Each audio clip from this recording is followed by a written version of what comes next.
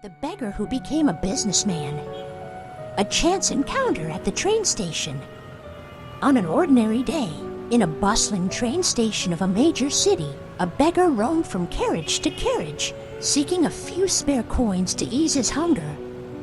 His existence revolved around pleading with passengers, relying on the kindness of strangers to survive one more day. He was a thin man, his clothes tattered and worn by time and hardship. Every day, he extended his hand, tirelessly asking for alms, expecting nothing beyond a small donation. He believed he had no other option, at least that was what he had convinced himself. However, one evening, as he made his usual rounds through the train, something unusual happened. Amidst the crowd of passengers, he noticed a man unlike the others. This individual stood tall, dressed in an elegant suit and polished boots, exuding an aura of confidence and authority. The beggar's first thought was, "This man looks wealthy. Surely, if I ask him, he'll give me a generous amount of money." With hope in his heart, he approached the gentleman and stretched out his hand, asking for alms. But instead of the usual response, the well-dressed man surprised him with an unexpected question. "Do you always beg?" he asked, his gaze serious. The beggar, slightly taken aback, replied, "Sir, I am a beggar. I always ask because I have no other choice." The gentleman studied him intently before saying something that would forever alter the course of the beggar's life. "If you have nothing to give, then you will always have to ask. But I am a businessman, and I believe in transactions. In life, everything received is because something was given in exchange. I can only offer you something if you have something to offer me."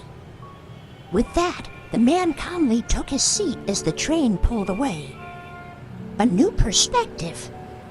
At first, the beggar felt frustrated. He had expected a handout, not a philosophical lecture.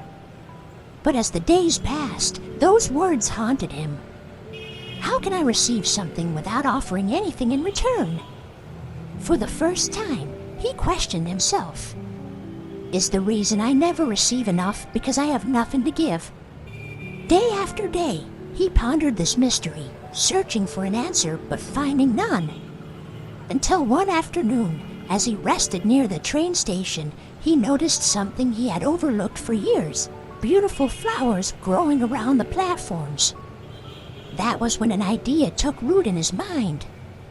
If I have nothing to offer, then I will create something worth giving. The first transaction. That very evening, he plucked a few flowers. And when he boarded the train once more, instead of merely extending an empty hand, he began offering a flower to each person who gave him money. "Sir, if you give me a coin, I will give you a flower in return." At first, people were puzzled. But gradually, their reactions shifted.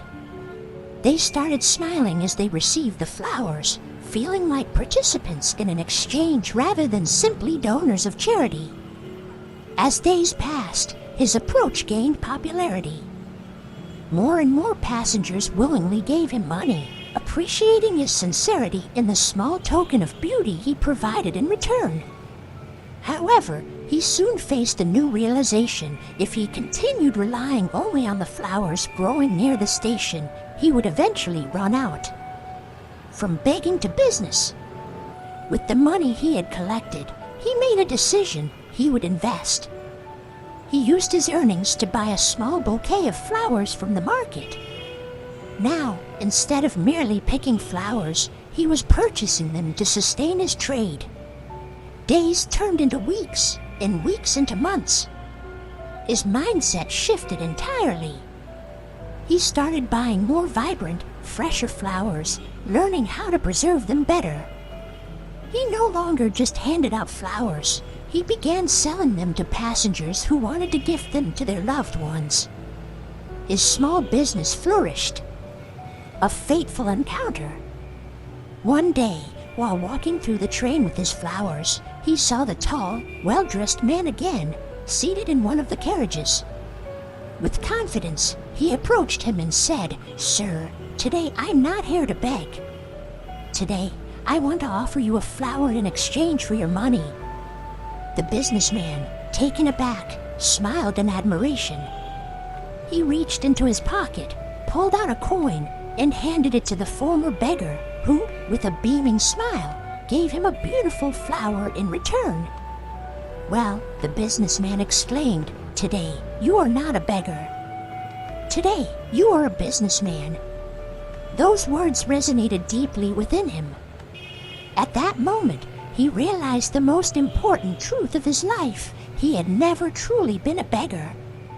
He had only been trapped in the mindset of one. A new beginning. From that day forward, he never begged again. Instead of waiting for the generosity of others, he worked tirelessly to create his own opportunities.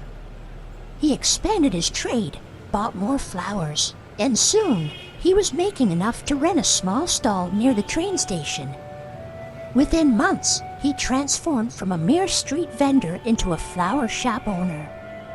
6 months later, the beggar of the past no longer existed. In his place stood a well-dressed man, a thriving entrepreneur running a flourishing flower business in the city.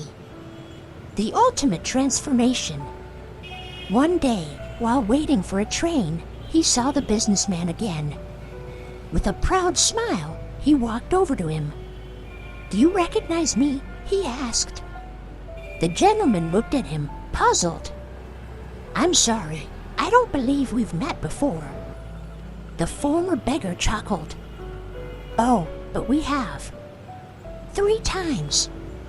The first time, I was a beggar. The second, I was a flower seller. And today, I am an entrepreneur, traveling to expand my business." The businessman's eyes gleamed with pride. "So, you learned the lesson?" "Yes," the man replied. "I discovered that real change begins with how we see ourselves." They shook hands, and the former beggar boarded his train, leaving behind the station that had once been his home.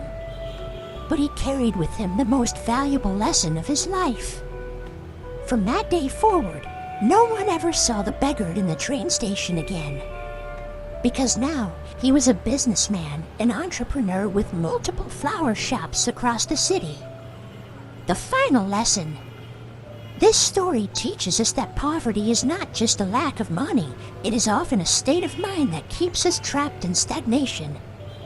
Opportunities exist all around us, but we must be willing to change our perspective, take action, and create value.